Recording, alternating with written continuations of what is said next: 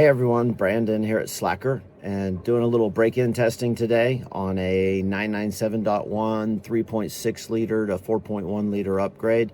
It's pretty much straight displacement upgrade. Everything else is stock. Was doing some break-in runs on it, 2 30-minute break-in runs. Blow-by numbers were down to about +4, so the rings were seating as expected. And I thought I'd go ahead and do a 3,000 to 7,000 RPM dyno pull and just see how it went. And about the time I started loading it up at 3,000, my Bank 2 fuel trims started looking really wonky and started getting out of spec. And so was running really rich on Bank 2 and not really sure why. And so we're gonna investigate it a little bit. So we've got the engine started up and we've got some heat in the engine already from our break-in runs. And these fuel trim numbers right here, what we're watching, right now it's pulling a little fuel from the engine for kind of what we're doing. That's, you know, single digits isn't bad. If this was a full tune, we'd want that to be a little tighter. But I'm just gonna go ahead and give it some throttle and start ramping up and show you all what I was seeing on the trims.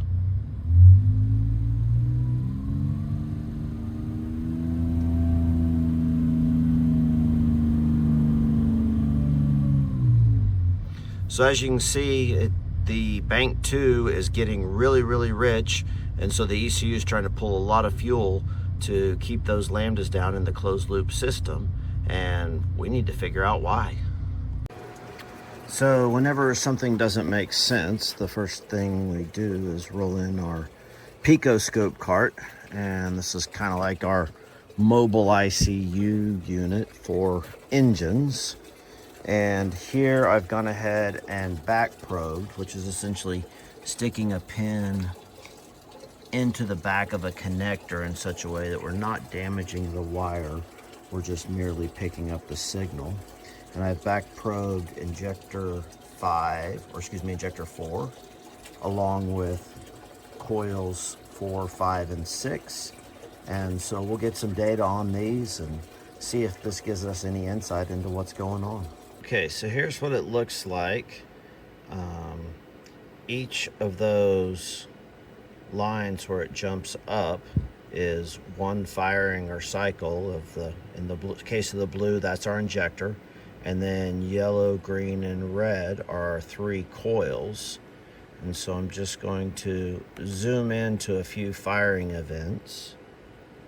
And as you can see, what's interesting is, first off, that we've got our main injector peak, and then the little peaks in between are actually the other injectors firing. So we can see not only the details of this injector, but also get almost a summary view of the other injectors. And then kind of same for the coils. You can see where the other coils are firing. What I kind of expected to see maybe was one of the coils shutting down and not firing every cycle, or maybe some, sloppy or jagged lines where we weren't getting good consistency out of them. But everything looks pretty good here. I'll probably do another run with the 3 injectors, but kind of based on what I'm seeing here, I'm not sure I'm expecting to find anything, but we'll take a look and we'll see. So here I'm back pinning the number 5 injector, and kind of the key to this is it's almost like running an IV. You don't want to use much pressure, and when you find the right spot, it should just slide right in next to the wire. And so if there's, yeah, just like that. And so if there's any kind of if it feels like it's getting stuck, you don't want to put too much pressure on it. You just want to pull it back in, and like I said, you're trying to slide it along that wire, and then when you get it at the right angle, the right spot, it'll go through the weatherproofing along the wire and make contact with the actual terminal on the end of the wire. Okay, so we're going to run another test, and since we're focusing on injectors, I'm going to pay attention to this injector pulse width also while we're at it. So let's go ahead and take it up to our rich condition on bank 2.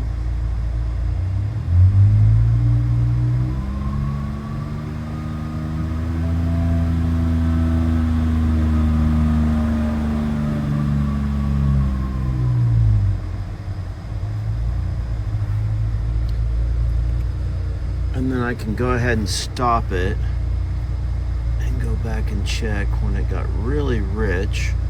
You can see right there my pulse width should be about 10. Okay, so here I have a close-up zoomed in on the injectors. I have my time plot ruler set to 10 milliseconds. And as you can see, the pulse width of the first one is right where I would expect it. And I should be able to take this to the second one, line it up, and again to the next injector. And so I can see all 3 injectors are firing very evenly and at the expected pulse width, as well as I can zoom in a little further on kind of where the pintle is opening and closing.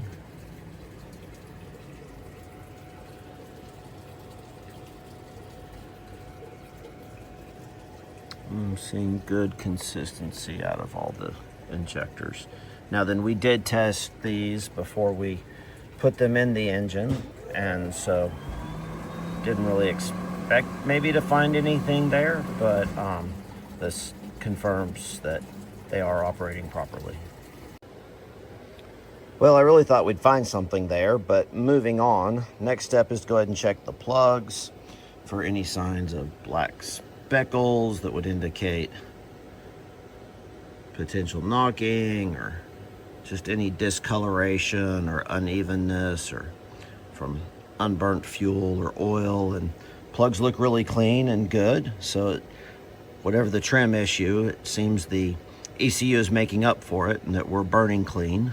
That's going to kind of point me towards the cams at this point, so I went ahead and locked it at TDC and got our little timing jig out to check the timing on it, and the cams are properly timed.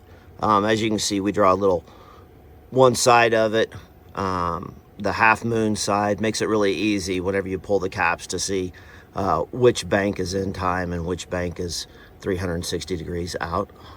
And one really good habit after checking the cams is to go ahead and pull your jig and the pin back out. I have seen cases where people have left it, forgotten it, and tried to start it, and we've seen either broken camshafts or the timing hole on the front of the block broken off from that.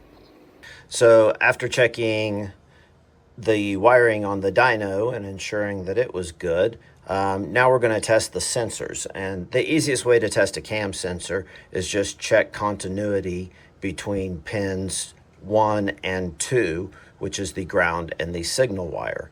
And you should see 0 resistance between the two. So here I'm going to test what we think may be a bad sensor. And we're getting about 3.4 kilo ohms. And so that should not be there. And so if we want to test a known good sensor, doing the same test.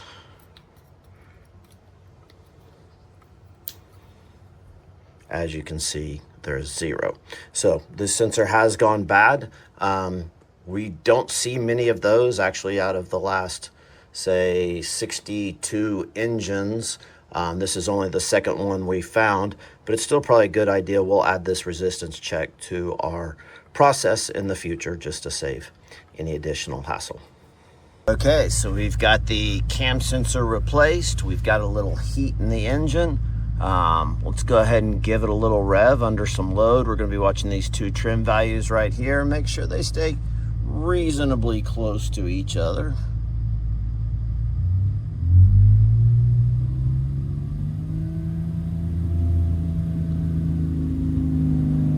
and much, much better. Happy to see that. Well, our engine's now broke in. Our sensors are all functioning properly. We've got some heat in the engine, so we might as well make a dyno run and see how she does.